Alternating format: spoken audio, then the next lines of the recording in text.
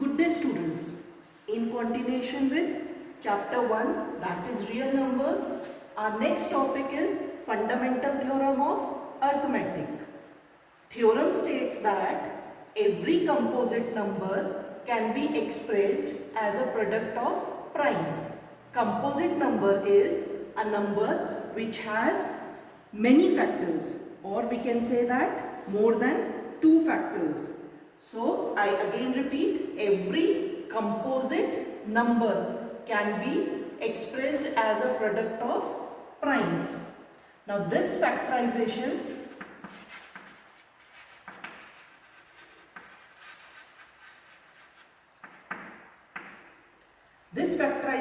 is unique. This factorization is unique apart from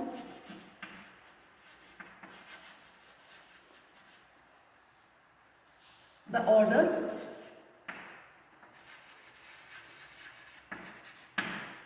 in which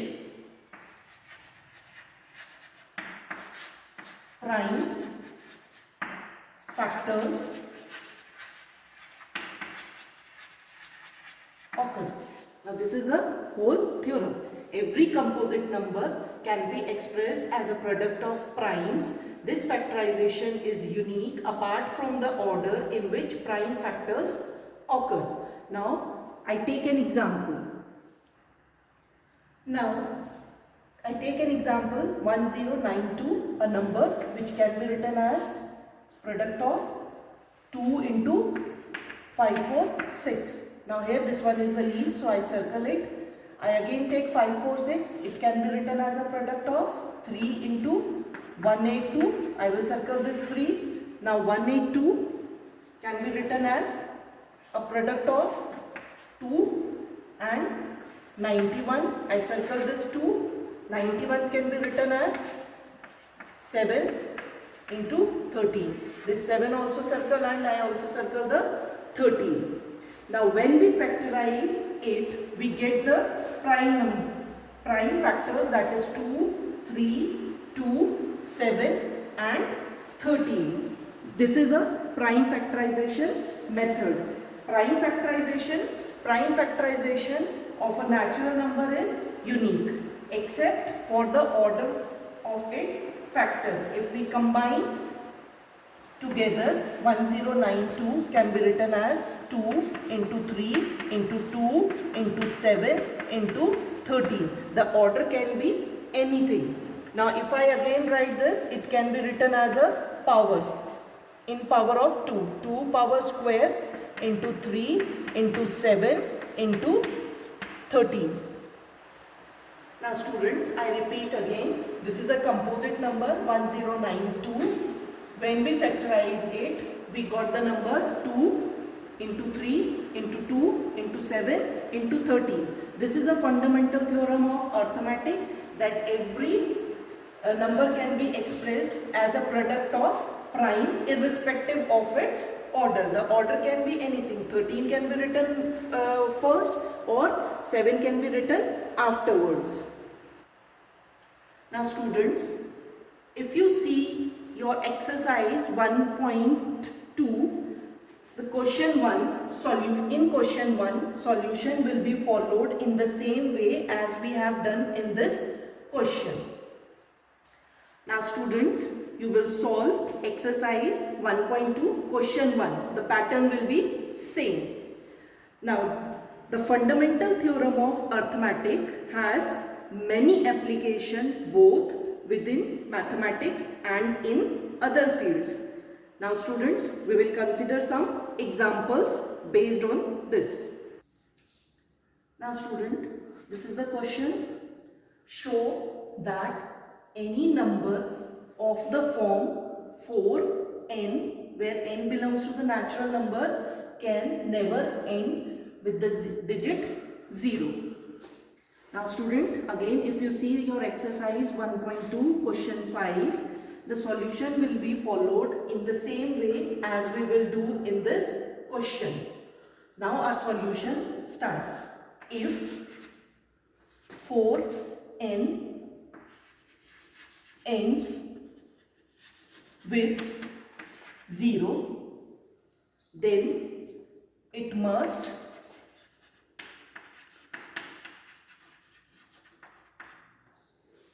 have 5 as factor. But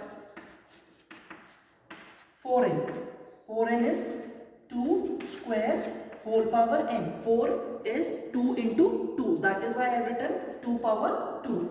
So it can be written as 2 power 2n, shows that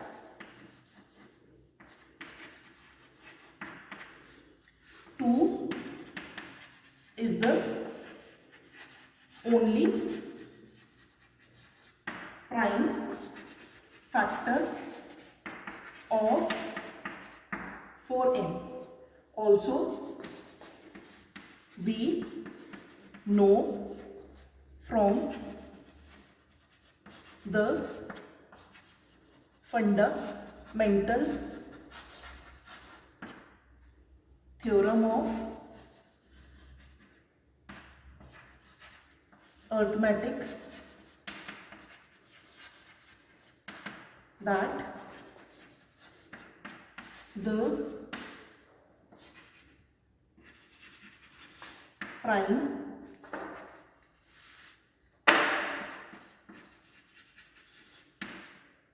factorization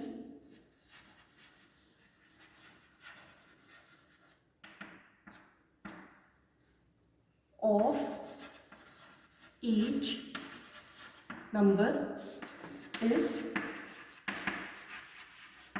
unique. So 5 is not factor of 4 power n. Hence 4n can never end with digit 0. Now students, please pay attention. This question is very important, and if you see your exercise 1.2, so question 5 is based same as this question. So please pay attention. I repeat here again, if 4n ends with 0, then it must have 5 as a factor. But if we see the factors of 4n, that is 2 into 2, that is why I have written over here 4n is equal to 2 power square whole bracket n, which can be written as 2 power n. So that it shows that 2 is the only prime factor of 4n. We do not see 5. In this factorization, we do not see 5. So 2 is the only prime factor of 4n. Also, we know that from the fundamental theorem of arithmetic that prime factorization of each number is unique. So 5 is not the factor of 4n, hence 4n can never end with 0. Now students, our next topic is HCF and LCM. Now how to find HCF? In the HCF we consider product of the smallest power of each common prime factor in the numbers. For LCM, product of the greatest power of each prime factor involved in the numbers. We will understand by solving the question. Now student, this is an example. Find LCM and HCF of 12 and 40 by prime factorization method. Now if you see your exercise 1.2 question 3, the solution will be followed in the same manner as we will do the solution in this question. So I begin with the solution. Now 12, first we will consider the 12. 12 is the factor of 2, 6. Then 6 will be factor of 2 and 3. So here I write we have 12 is equal to 2 square into 3 power 1. Now I start with 40, the other number.